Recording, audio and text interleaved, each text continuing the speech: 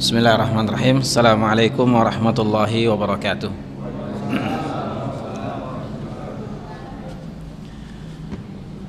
Innal hamdalillah nahmaduhu wa nasta'inuhu wa nastahdihi wa nastaghfiruhu wa natubu ilayh wa na'udzu billahi min shururi anfusina wa sayyiati a'malina man yahdihillahu fala mudilla lahu wa man yudlil fala hadiya lahu. Asyhadu an la ilaha illallah wa asyhadu anna Muhammadan abduhu wa rasuluh.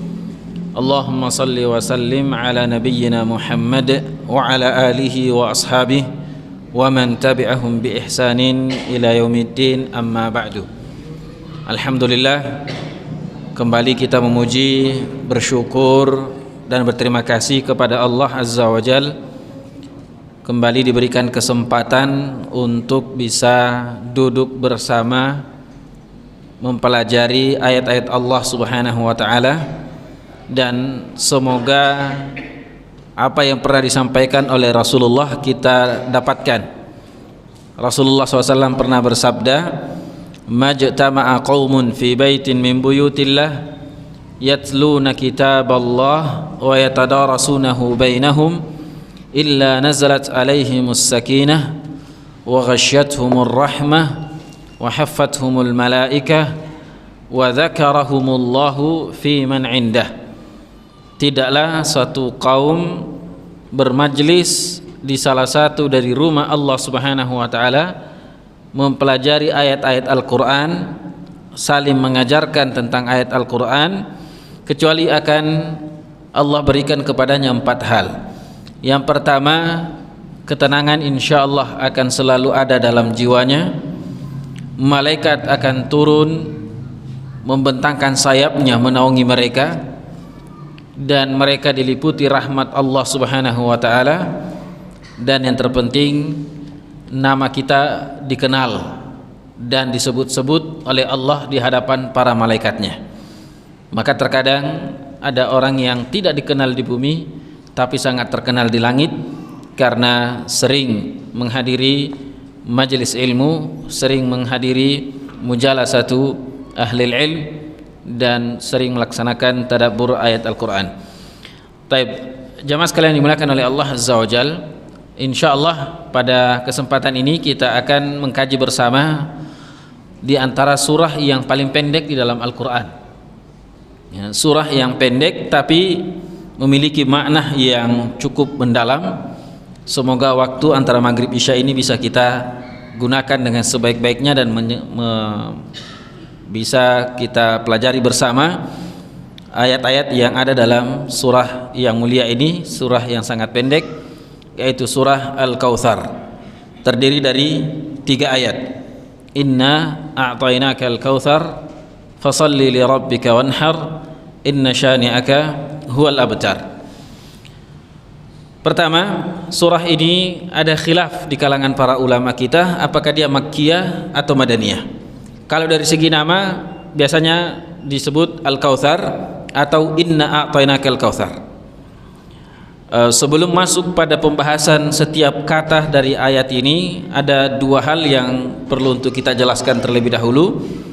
Pertama, tentang apakah ini makkiyah atau madaniyah, dan yang kedua, apakah basmalah, bismillah dalam ayat atau surah ini termasuk dalam kategori surah atau dia bukan dari surah, hanya dibaca sebagaimana setiap awal surah kita membaca bismillah.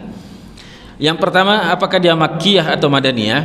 Sebagaimana yang telah kita jelaskan pada pertemuan-pertemuan yang lalu, makkiyah itu adalah ayat-ayat yang turun sebelum hijrahnya Rasulullah SAW ke Madinah.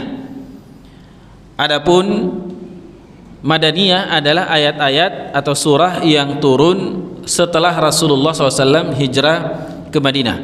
Ini yang paling kuat, ya, yang berkaitan tentang apakah satu surah itu atau ayat itu disebut makkiyah atau madaniyah, maka dilihat kapan turunnya, bukan di mana turunnya, dan bukan apa isi kandungannya. Walaupun di mana turunnya, isi kandungannya ini memberikan gambaran atau sekilas tentang kemungkinan besar ayat itu adalah Makkiyah atau Madaniyah. Jadi ada 3 cara untuk mengetahui surah itu Makkiyah atau Madaniyah. Ini singkat kita sebutkan karena sudah pernah kita jelaskan. Ada 3, yaitu waktu kapan turunnya, yang kedua tempat di mana turunnya, yang ketiga adalah isi kandungannya, apa pembahasannya. Secara umum ulama kita menentukan Makkiyah Madaniyah dari 3 hal ini, dan yang paling kuat adalah masalah waktu. Ketika ayat itu turun sebelum hijrah maka dia Makkiyah, kalau setelah hijrah berarti dia Madaniyah. Namun untuk mengetahui Makkiyah Madaniyah, kalau kita tidak tahu kapan turunnya, bisa dilihat dari isi kandungannya. Nah, olehnya para ulama kita dalam surah ini ada khilaf. Pertama karena tidak jelas, ya, atau bagi mereka, sebagian bagi mereka tidak jelas kapan turunnya, maka dilihat dari isi kandungannya. Nah, kalau dilihat dari kandungannya ternyata ada 2 juga, Makkiyah atau Madaniyah. Yang pertama, kalau melihat pada kata inna syani'aka huwal abtar, sesungguhnya yang menghinamu wahai Muhammad itulah yang terputus atau terpotong.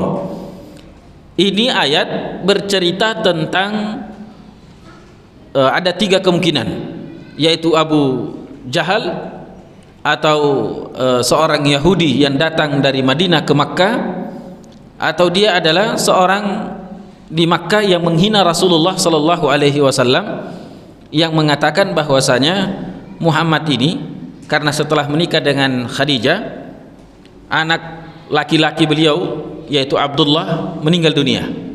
Tidak lama kemudian ada anak laki-laki beliau namanya Ibrahim meninggal dunia. Kemudian ada lagi anak laki-laki beliau namanya Qasim meninggal dunia. Semua anak laki-laki Rasulullah SAW meninggal dunia. Yang hidup sampai dewasa sampai berkeluarga hanyalah wanita, hanyalah putri-putri beliau alaihi salatu wassalam wa ridwanullahi alaihinna. Nah, olehnya para orang Arab dahulu mengatakan berarti, ya, al-abtar menurut orang Arab adalah orang yang akan terputus nasabnya dan tidak lagi disebut namanya karena dia sudah tidak punya anak laki-laki yang disandarkan kepadanya. Makanya pepatah Arab mengatakan auladuna bani banina, anak kami yang kami anggap sebagai anak adalah anak dari anak laki-laki kami. Maksudnya adalah yang akan membawa nama kita nanti ini adalah anak laki-laki kita, cucu laki-laki kita, dan cucu laki-laki kita selanjutnya. Kalau anak perempuan, maka ketika dia punya anak, anak itu tidak dinisbatkan kepada kita lagi, dia dinisbatkan kepada bapaknya. Maka dia menjadi nasabnya lari ke siapa suami dari anak putri kita yang menikah itu.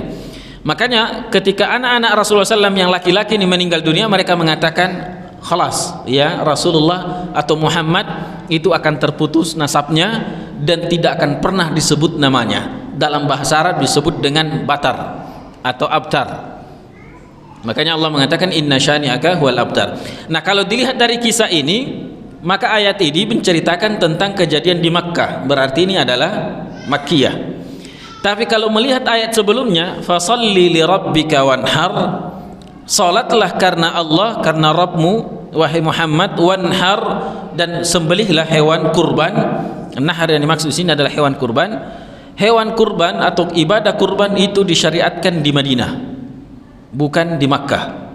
Berarti surah ini adalah Madaniyah atau surah yang turun di Madinah. Nah, olehnya para ulama berbeda pendapat di sini. Ini sebabnya kenapa mereka mengatakan ini Makkiyah, ini Madaniyah. Walaupun dalam hal ini pengaruh Makkiyah Madaniyah tidak terlalu nampak. Ya, walaupun dia Makkiyah atau Madaniyah, hukumnya tidak ada perubahan. Beda dengan beberapa ayat, ketika kita menentukan ini Makkiyah atau ini Madaniyah, ada perubahan hukum, ada masalah hukum yang muncul. Tapi untuk ayat ini, mau dia Makkiyah Madaniyah, tidak ada permasalahan hukum, ya.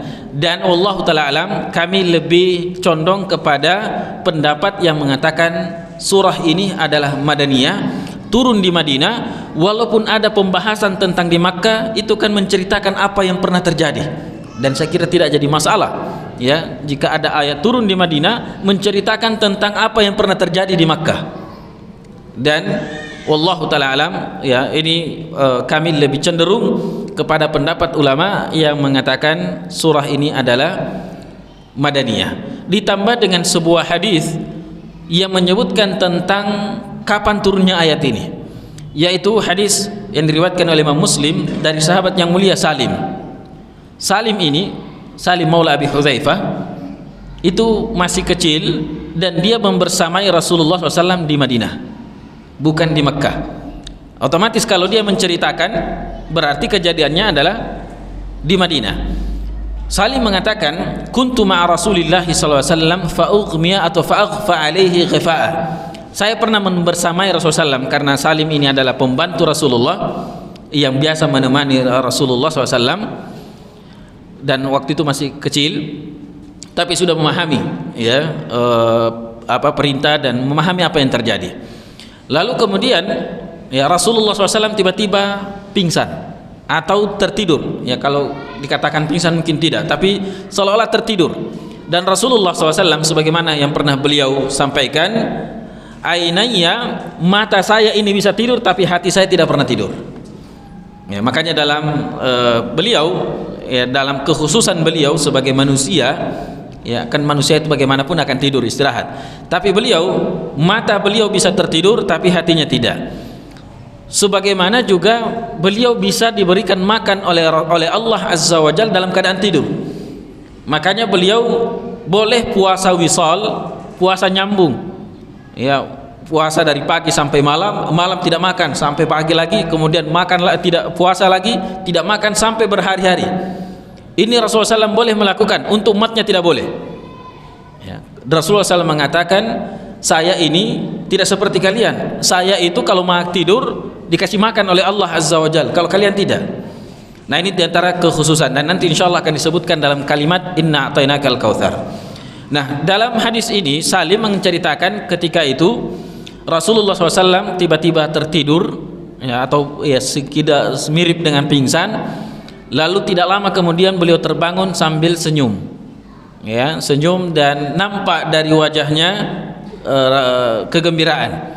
Maka para sahabat yang ada di sekitarnya mengatakan, ma abhakaka ya Rasulullah, apa yang membuatmu tertawa dan tersenyum wahai baginda Rasulullah sallallahu alaihi wasallam?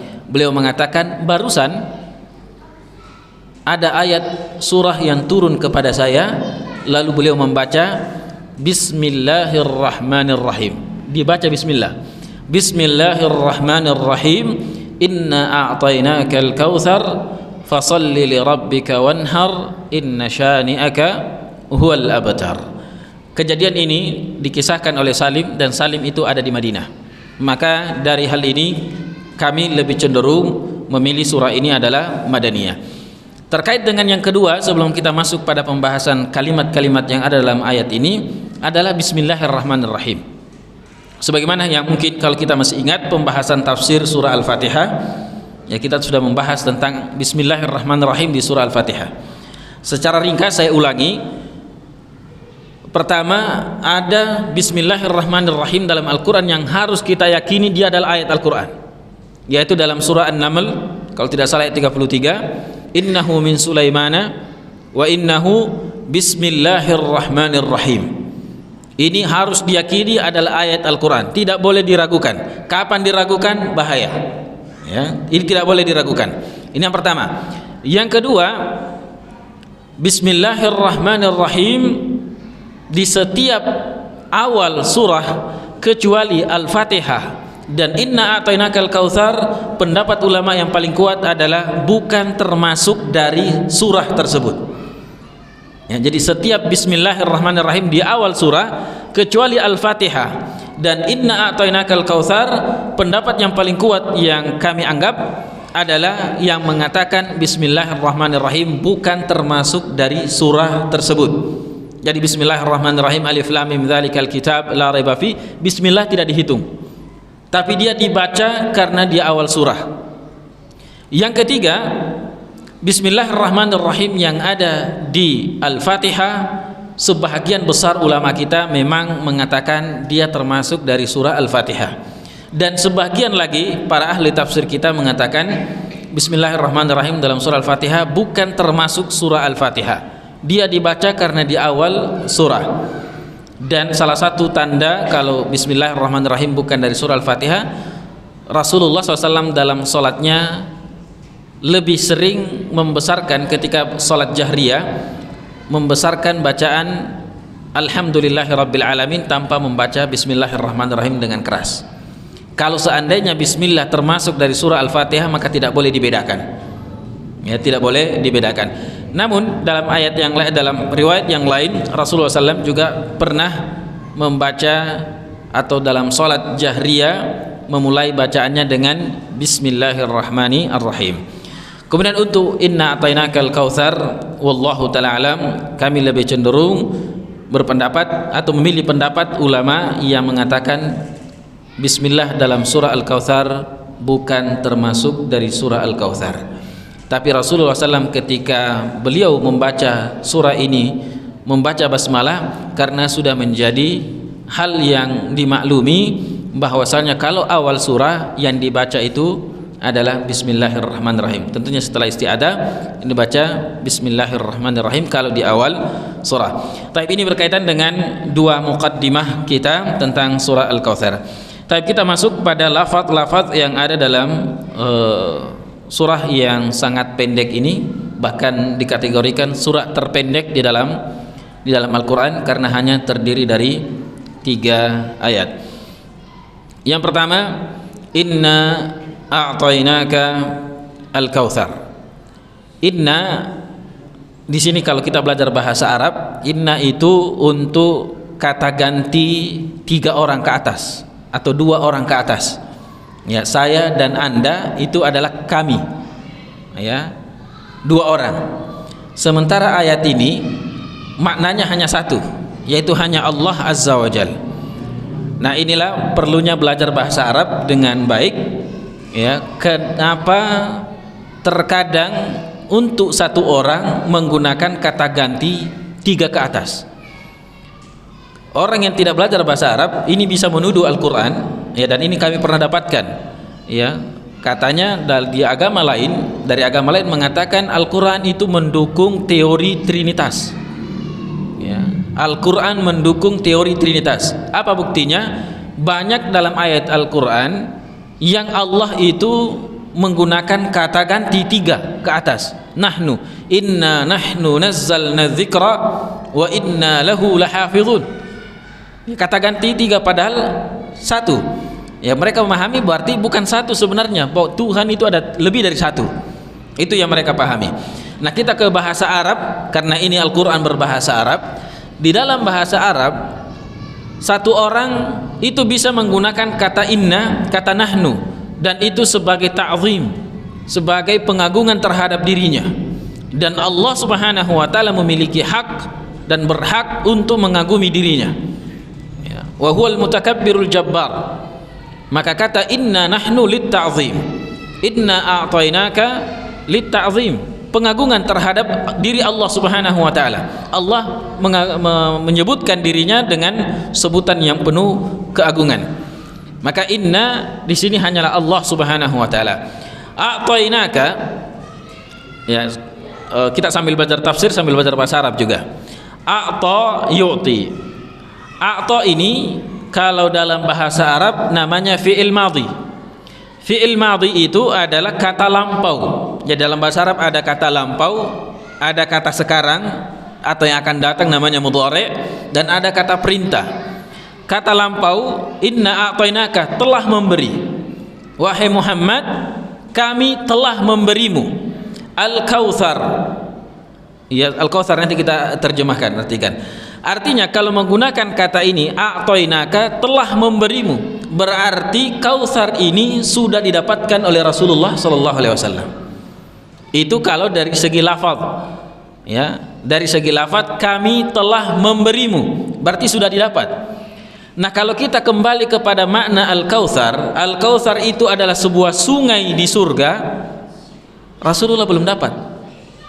Ya, kalau kita mengartikan Al-Kautsar, dan ada hadisnya dalam hadis Salim tadi ketika Rasulullah SAW terbangun dari pingsannya, dari tidurnya, lalu beliau senyum. Ditanya, apa yang membuatmu senyum dan ketawa ya Rasulullah? Beliau mengatakan, telah turun kepadaku ayat inna a'tainakal kautsar. Lalu Rasulullah SAW bertanya, tahukah kalian apa itu al-kautsar? Rasulullah SAW mengatakan, ya, atau para sahabat mengatakan, kami tidak tahu, Allah dan Rasulullah yang lebih tahu. Maka beliau mengatakan, al-kautsar adalah sungai yang ada di surga. Sungai ini belum diberikan, tetapi Allah sudah menggunakan kata lampau, kami telah memberikan kepadamu. Kata para ulama kita, penggunaan kata fi'il madhi, kata lampau untuk sesuatu yang belum terjadi, itu menunjukkan bahwasanya hal itu pasti terjadi, ya, dalam bahasa Arab. Karena ini pentingnya belajar bahasa Arab dalam memahami Al-Quran supaya tidak salah. Karena jangan sampai ada yang mengatakan salah ini Al-Quran, harusnya inna nu'tika al-kautsar, karena nu'tika itu kami akan memberimu, ya, karena kalau menggunakan a'tainaka telah memberimu, padahal ternyata belum.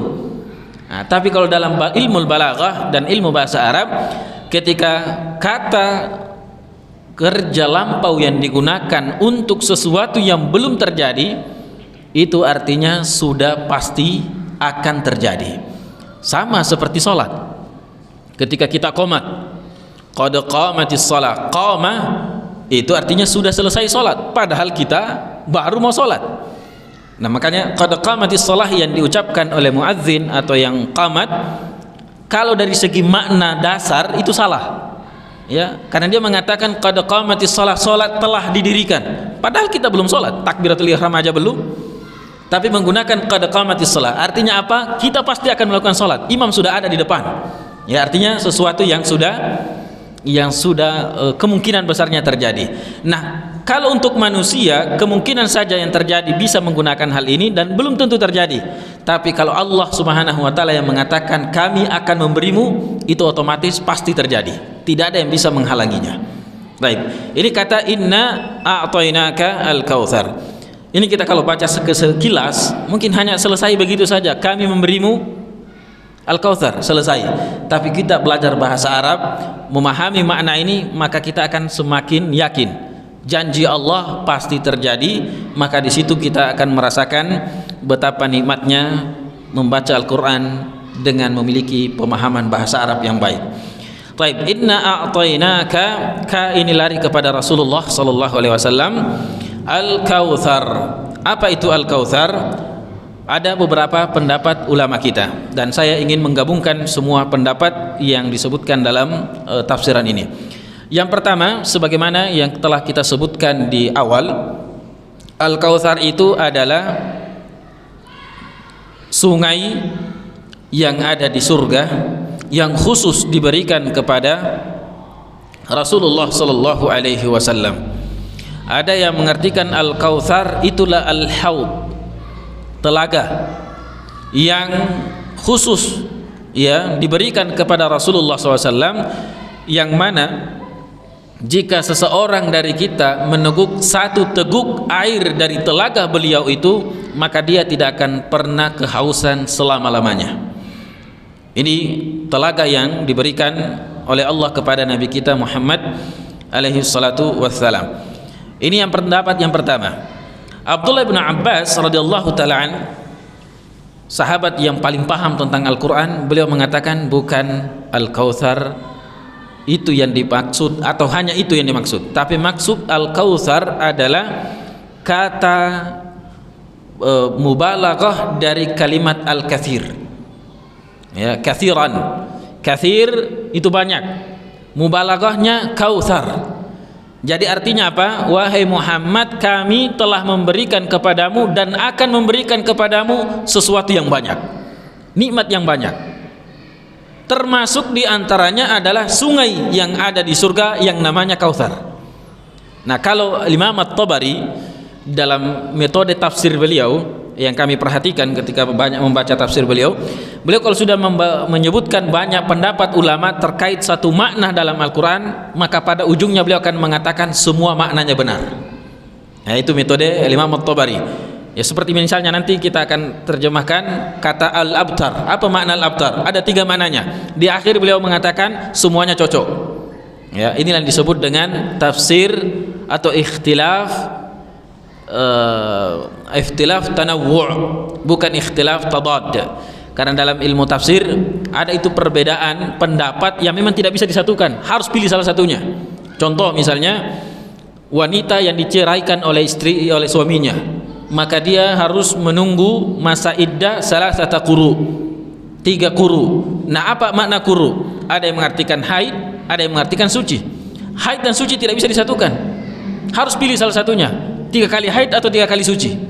Ya, tidak bisa dipilih dua-duanya, tidak bisa, harus pilih salah satunya. Nah, beda kalau dia ikhtilaf tanawwu', ya ikhtilaf yang hanya memberikan gambaran. Misalnya Al-Kautsar maksudnya adalah telaga, ada yang mengatakan maksudnya adalah maqaman mahmuda, maksudnya adalah selalu disebut namanya, banyak orang berselawat. Kita mengatakan semuanya itu adalah Kautsar, semuanya itu adalah nikmat yang banyak. Maka jamaah sekalian dimuliakan oleh Allah Azza wa Jalla, apa yang Allah berikan kepada Rasulullah SAW yang di surga adalah telaga, al-haud, sungai, kemudian syafaatul uzma, kemudian surga tidak akan dibuka pintunya sampai Rasulullah SAW yang pertama kali masuk. Kemudian Rasulullah SAW diberikan kesempatan memberikan syafaat, terserah kepada siapapun, bahkan syafaat beliau bermacam-macam. Ada syafaat beliau kepada pamannya secara khusus, kepada pamannya Abu Talib, yang mana sudah harus masuk neraka dan berada pada tingkatan terendah dalam neraka, tapi karena syafaat Rasulullah diringankan walaupun tidak bisa keluar dari api neraka karena tidak ada iman dalam hatinya. Kemudian syafaat beliau untuk mengeluarkan orang-orang yang sudah berhak masuk neraka dan keluar dari api neraka. Orang yang mendapatkan kenikmatan surga dengan syafaat Rasulullah naik tingkatannya, ya. Surga kan bertingkat-tingkat, ada tingkat bawah, sedang, sampai paling di atas, Firdausil A'la. Dengan syafaat Rasulullah orang bisa naik lebih tinggi lagi. Ini di akhirat. Untuk di dunia, maka nikmat yang Allah Subhanahu wa taala berikan kepada Rasulullah juga sangat banyak. Kita ambil dari beberapa ayat, walaupun insyaallah pada waktunya nanti juga akan dibahas kembali. Alam nasyrah laka sadrak. Ini nikmat yang Allah berikan kepada Rasulullah. Wahai Muhammad, bukankah kami telah lapangkan dadamu? Ini nikmat besar. Wa wada'na laka wizrak wa rafa'na laka dzikrak. Kami telah menghilangkan sedikit bebanmu, mengangkat namamu. Wa rafa'na laka dzikrak. Nama beliau selalu diangkat. Maka ulama kita mengatakan tidak ada nama yang paling sering disebut di dunia ini dibandingkan dengan nama Rasulullah. Kenapa? Di setiap azan nama beliau disebut. Wa asyhadu anna Muhammadar Rasulullah. Setiap ada orang yang masuk Islam dibaca asyhadu an la ilaha illallah, asyhadu anna Muhammadar Rasulullah. Qamat dibaca asyhadu anna Muhammadar Rasulullah. Dalam salat at-tahiyatu lillahi wassalawatu wattayyibatu mubarakat, assalamu alayka ayyuhan nabi. Ya, kemudian apa lagi? Setiap salawat kita disebut nama Rasulullah sallallahu alaihi wasallam. Ini nikmat yang Allah berikan kepada Nabi kita Muhammad sallallahu alaihi wasallam. Dalam surah Wad-Duha, alam yajidka yatiman fa'awa. Bukankah engkau wahai Muhammad dahulu yatim? Bapak beliau meninggal sebelum beliau lahir. Kemudian setelah lahir, tidak lama kemudian ibunya meninggal. Diasuh oleh kakeknya Abdul Muttalib, tidak lama meninggal kakeknya. Diasuh oleh pamannya Abu Talib, tidak lama juga meninggal. Dan musuh masih sangat banyak. Alam yajidka yatiman fa'awa wa wajadaka dhallan fahada. Ini lebih detailnya insyaallah nanti kalau sudah masuk pada surah Ad-Duha. Kemudian wa wajadaka a'ilan fa'aghna. Dulu beliau sangat miskin, sangat fakir, lalu kemudian Allah Subhanahu wa taala memberikan kekayaan. Maka inna a'tainakal kautsar. Nikmat yang begitu banyak dan tidak bisa disebutkan satu persatu. Namun yang menjadi pertanyaan, bagaimana cara Rasulullah mensyukuri nikmat itu? Nah, kalau kita juga sebagai umat Rasulullah, kita hitung-hitung nikmat Allah, kita tidak akan mampu menghitungnya. Ini Allah 2 kali menyebutnya dalam Al-Quran, di dalam surah Ibrahim dan juga di dalam surah Al-Hijr. Wa in ta'uddu nikmatallahi la tusuha. Jika kalian ingin menghitung-hitung nikmat Allah, maka kalian tidak akan mampu menghitungnya. sekilas tentang ayat ini, dua ayat yang mirip. Wa in ta'uddu ni'matallahi la tusuha innal insana ladzalumun kafur wa in ta'uddu ni'matallahi la tusuha innallaha ghafurur rahim. Ayatnya di awal ayatnya sama tapi ujungnya berbeda. Kalau mau digabungkan dua ayat ini maka akan muncul sebuah kesimpulan. Saya sebutkan secara ringkas walaupun sebenarnya harus ditadabburi lebih dalam lagi. Tapi kesimpulannya adalah jika kalian manusia menghitung nikmat-nikmat Allah maka kalian tidak akan mampu. Tapi sayangnya manusia itu banyak yang zalim. Tapi walaupun banyaknya manusia yang zalim, Allah Maha Pengampun. Ya, nikmat yang mana lagi yang harus kita dustakan? Wa in ta'uddu nikmatallahi la tusuha innal insana ladzalumun kafar. Manusia itu banyak kezaliman, banyak kekufurannya, tidak pandai bersyukur. Di ayat selanjutnya, jika kalian menghitung nikmat Allah kalian tidak akan mampu. Allah Subhanahu wa taala Maha Pengampun. Masya Allah, nikmat yang sangat besar. Maka para ulama kita ketika menggandengkan dua ayat ini mereka mengatakan, wahai manusia, nikmat apa lagi yang harus didustakan? Ya, nikmat mana lagi harus kita tidak syukuri? Ya, kita sudah banyak syukur, banyak kufur, banyak kezaliman. Lalu Allah mengatakan Allah juga Maha Pengampun, Maha Penyayang. Maka kembalilah kepada Allah Subhanahu wa taala. Nah, sekarang kita lari ke ayat yang kedua. Setelah Allah menyebutkan nikmat-nikmat yang Allah berikan kepada Rasulullah SAW, konsekuensinya adalah mensyukuri nikmat tersebut. Bagaimana cara mensyukurinya? Fasalli li rabbika wanhar.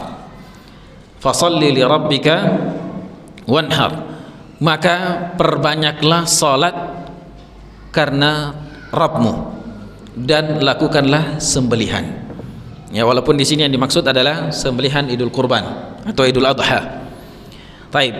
Nah, olehnya dalam hal ini kalau kita perhatikan dari hadis-hadis yang ada, kita mendapati cara yang paling baik bersyukur atas segala nikmat yang Allah berikan kepada kita adalah memperbanyak salat. Ya. Selain sujud syukur, ya kami tadi di Stiba karena kemarin kuliah perdana. Tadi dalam sejarah saya sebagai Kaprodi pertama kali terjadi PM1, ya angkatan pertama tidak ada kelasnya karena ada masalah di sistem. Tapi ada hikmahnya. Di saat sedang saya memberikan kuliah umum karena tidak ada kelasnya, belum terbata-bata, saya bilang kumpulkan semua mahasiswa semester 1. Saya yang mengisi, saya yang mengajar.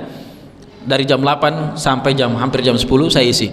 Di pertengahan itu tiba-tiba ada berita yang asatidzah sedang kumpul, ada berita kalau Stiba mendapatkan surat izin membuka prodi pendidikan bahasa Arab yang selama ini tunggu-tunggu. Yang selama ini kan prodinya perbandingan mazhab. Alhamdulillah dapat izin lagi untuk mendirikan prodi baru yaitu pendidikan bahasa Arab. Langsung sujud syukur. Ya, sujud syukur. Tidak perlu wudu dan tidak perlu yang lainnya. Ini salah satu dan antara bentuk kesyukuran adalah sujud. Tapi ayat ini menjelaskan di antara cara yang paling baik dalam mensyukuri nikmat Allah adalah banyak beribadah dengan salat. Dan kita buktikan juga dengan dalil yang lain. Ketika pada malam hari Rasulullah SAW salat sampai beliau menangis, yang tangisannya itu membuat wajah beliau basah, jenggot beliau basah, dada beliau basah, bahkan tempat berdiri beliau basah karena menangis. Dan sholatnya pun sangat lama sampai kaki beliau bengkak.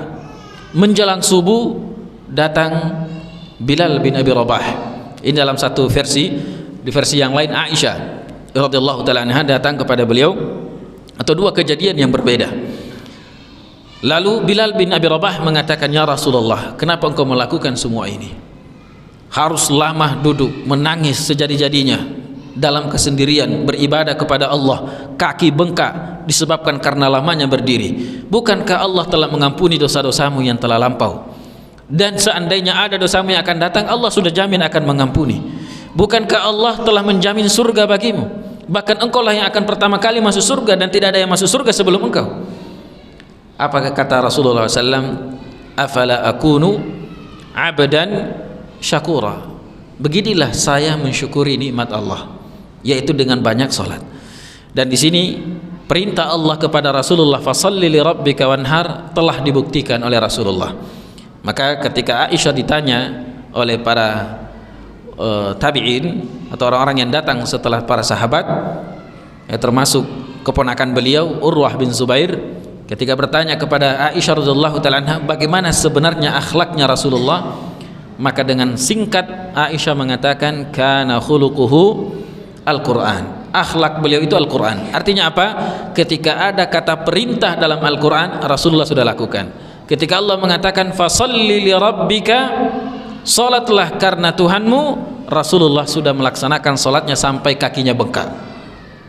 Wanhar, dan menyembelilah hewan kurban, beliau telah menyembelih hewan kurban atau di musim Idul Adha atau di hari haji, beliau memiliki hewan yang disembelih 100 ekor onta, 63 disembelih dengan tangannya langsung, dan itu merupakan isyarat bahwasanya umur beliau cuma 63 tahun. Dan ini telah kita jelaskan pada ayat atau tafsir pada pertemuan yang lalu di surah Idza Jaa Nasrullahi wal Fath. Ini Rasulullah sallallahu alaihi wasallam telah buktikan. Makanya kita bisa mengatakan tidak ada perintah dalam Al-Quran kecuali Rasulullah telah lakukan, dan tidak ada larangan dalam Al-Quran kecuali beliau telah tinggalkan. Dan kita sebagai umatnya yang mengaku cinta kepadanya haruslah berusaha mengikuti jejaknya. Lakukanlah apa yang ada dalam Al-Quran walaupun hanya sekali dalam seumur hidup. Ya, kalau kita baca Quran ada perintah, tanamkan dalam diri, insya Allah saya akan lakukan walaupun mungkin hanya sekali dalam seumur hidup. Ya, tentunya bukan yang hal rutin. Kalau sholat 5 waktu kan harus rutin.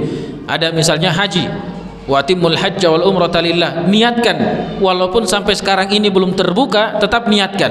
Yang sudah daftar dan belum jadi berangkat, tetap niatkan, jangan lepaskan niat tersebut, minimal niat.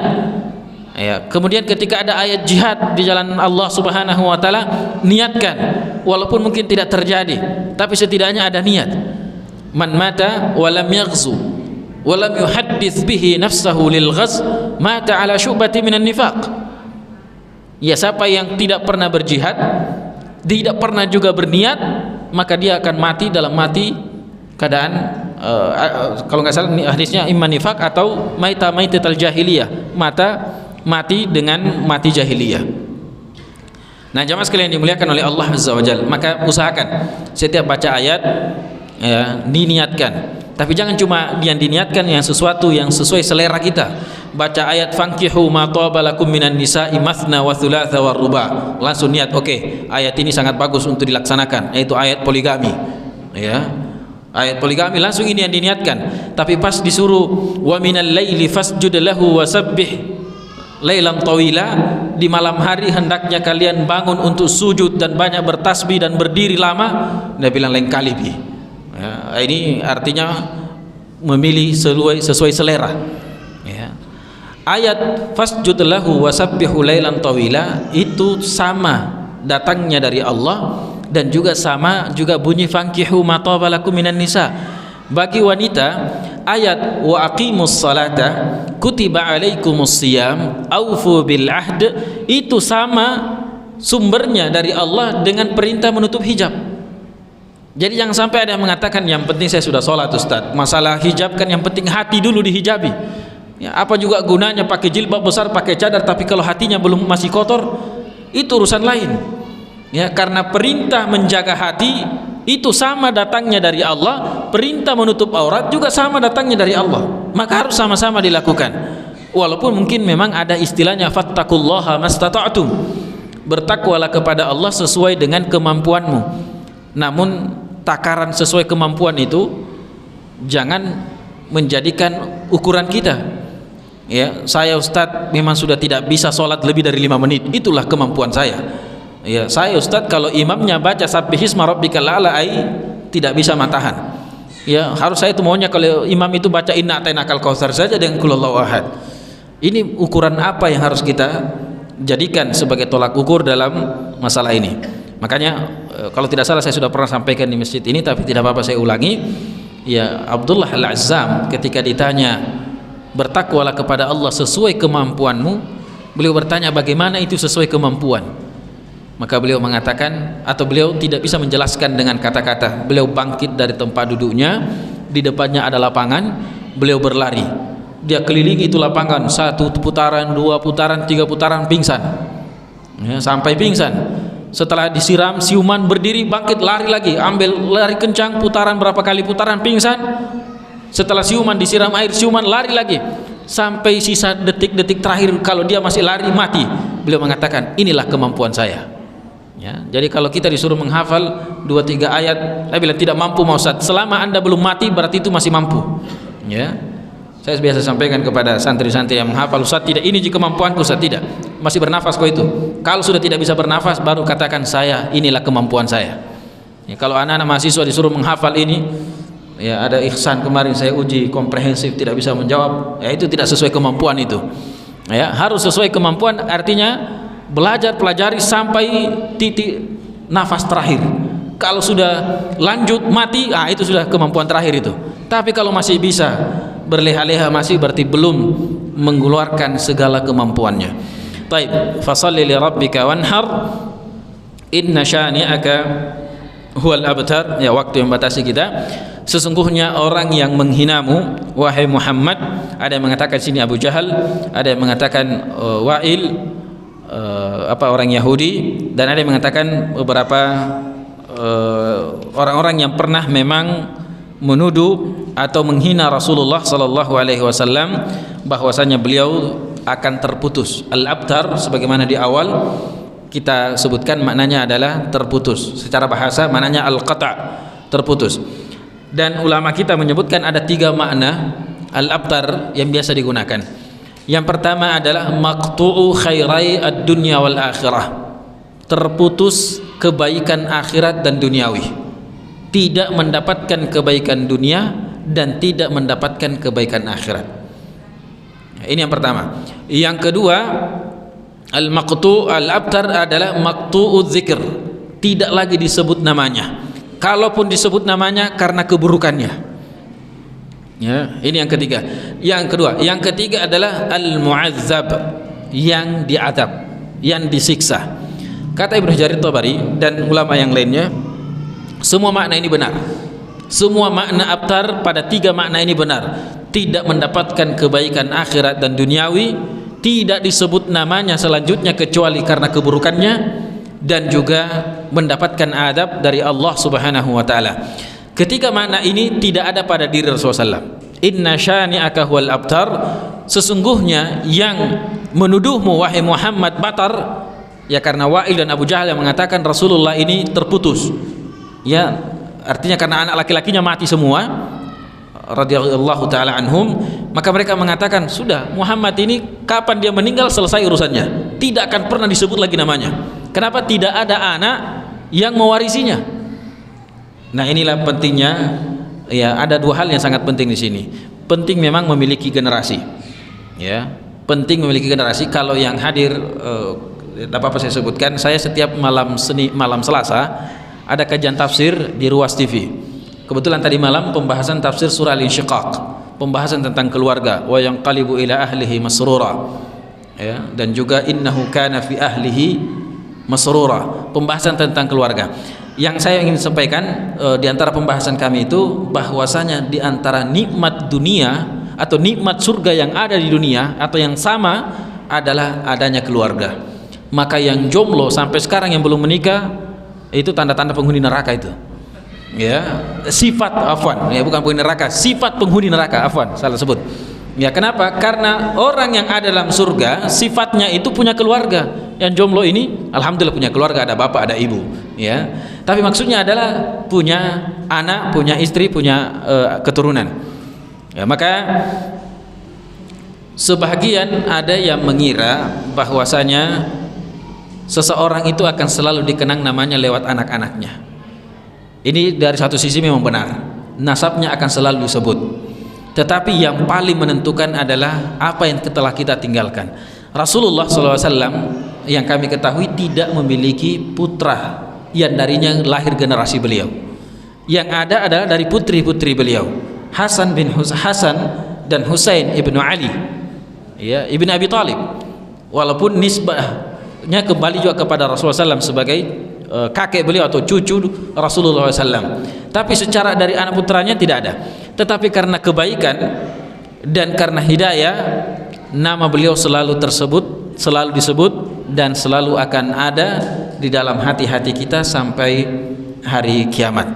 Maka yang bisa membuat kita tetap disebut bukan cuma karena kita memiliki anak laki-laki, tapi karena adanya kebaikan yang kita tinggalkan. Makanya para ulama kita mengatakan seperti Imam Nawawi, Syekhul Islam Ibnu Taimiyah, dan beberapa ulama-ulama termasuk Imam Bukhari, ini tidak punya anak, bahkan tidak menikah, tetapi nama mereka masih selalu disebut karena memang mereka tidak punya anak biologis tapi memiliki banyak anak ideologis. Dan kata para ulama kita dalam menjelaskan tentang 3 amalan yang tetap berjalan pahalanya setelah meninggalnya seseorang, salah satu diantaranya adalah waladin salih yad'ulah. Kata para ulama, tidak mesti anak biologis, bisa jadi adalah anak ideologis. Sebagaimana para ulama yang tidak menikah atau yang tidak punya anak, tapi nama mereka sampai saat ini dan insya Allah sampai di terjadinya hari kiamat, nama mereka akan selalu disebut dalam kebaikan. Seperti Syekhul Islam Taimiyah, Ibnul Qayyim Al-Jauziyah, ya, Imam An-Nawawi, Imam Bukhari, ya, atau Imam Muslim dan yang lainnya yang disebut tidak memiliki anak. Wallahu ta'ala alam, karena waktu yang membatasi kita. Semoga dari surah yang pendek tapi memiliki makna yang cukup mendalam bisa memberikan kepada kita motivasi, memberikan kepada kita kebaikan yang banyak sebagaimana yang didapatkan oleh Rasulullah SAW, mendapatkan Al-Kautsar, nikmat yang banyak. Apa ada tanya jawab atau cukup? Sudah masuk waktu ya, cukup. Saya tidak dengar bunyi-bunyi tanda, jadi saya lanjut terus ya.